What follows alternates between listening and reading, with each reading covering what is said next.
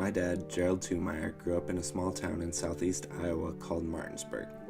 He has told me many stories from when he lived there.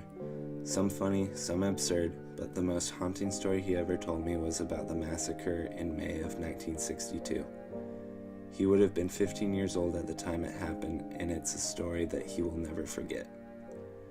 It was the early morning hours of May 27, 1962, when Andy and Dora Macbeth, along with their children Amos, Donna, and Anna, were murdered. Their youngest child, Patsy, narrowly escaped being killed. The young man who murdered the Macbeths was named Gano Smith. Andy and Dora Macbeth were his uncle and aunt, and the 4 kids were his cousins.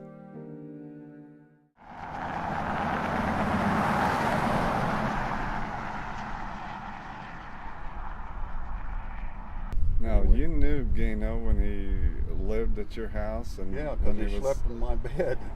I had to share. Well, what it was, I had brothers, and they took up beds, and we all slept in the same room. The boys did. Sure. And so when I was a young kid, then Gano went to work for Dad, and my folks run the Hedrick Y.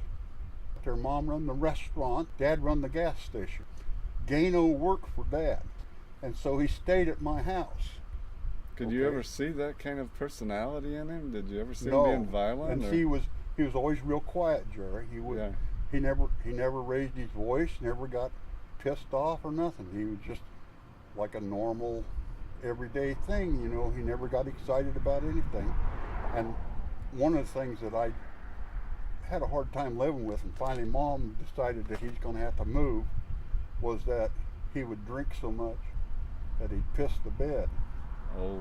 And I'd wake up, and the bed would all be wet. Hard liquor, probably. Yeah. Anyway, and so, other than that, he could have been drinking that night heavy then. Oh hell, he drank all the time. All the time. Yeah. Then he had that Lincoln, that was a V. 49 Lincoln. I remember. V12. Black. Was it? V12, I think it was. And anyway, he had that, and then somehow, I don't know how he got to go out to Uncle Andy's. The night of May 26, 1962, he took the kids to a dance in Brighton, a neighboring town to Martinsburg. Gano remained at the dance a short time, then disappeared until midnight, according to court records.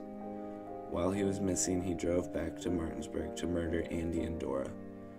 He returned and picked up the kids and took them to dinner at a truck stop for what would be their last meal.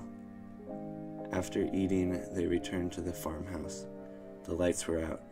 Their phone lines had been cut. The kids all looked for flashlights. According to the records, Patsy heard Amos and Donna screaming in the distance a few minutes later. They had found their parents, who had been dragged to the garage where they lay dead from gunshot wounds. Suddenly, Gano appeared in front of them with a flashlight and a .410 over-under shotgun rifle.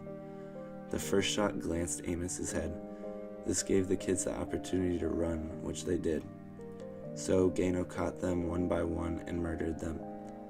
However, Patsy was shot in the shoulder and ran outside. Gano searched for her. He drove his car and shined a flashlight into the ditches alongside the road where Patsy was running and hiding. He never did catch her, though.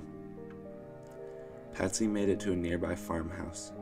The police were informed of the massacre and a manhunt was in order. On May 31st, 1962, 4 days after the murders, Gano was found in a barn near Lake Wapello State Park. Later, he was convicted of the murders of his aunt, uncle, and cousins, along with his stepmother, Juanita Smith, who was found in a shallow grave outside her home in Hedrick, Iowa, about 5 miles away from Martinsburg.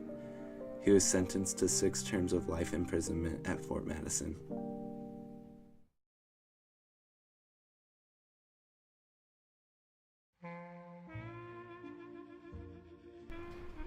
And all the decorations they put on the grave it's your sister's putting on for your mother, right? There's nobody that's really mourning Gano or anything. It's the picture. I don't think there's anything on Gano's. On Gano's at all. I think there might be a little stone there, and that's it. Right. It says Gano Smith, and I don't know who paid for that. Right. Who would have paid for that? I don't I know. wonder if the state Unless- had to.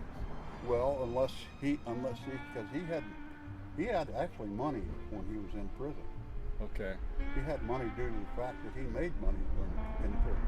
Right. He was making money being a lawyer, a jailhouse lawyer. And just died in prison of. Seemed to me like it was some kind of cancer, Okay. because he used to smoke real heavy and Sure. for years. Sure. But he was real quiet, Jerry. He just easy, calm voice, and never heard him, get pissed or anything. He just was just easygoing guy. Right. You never would have thought this coming from him. All that remains of the Macbeth's farmhouse is the bare foundations.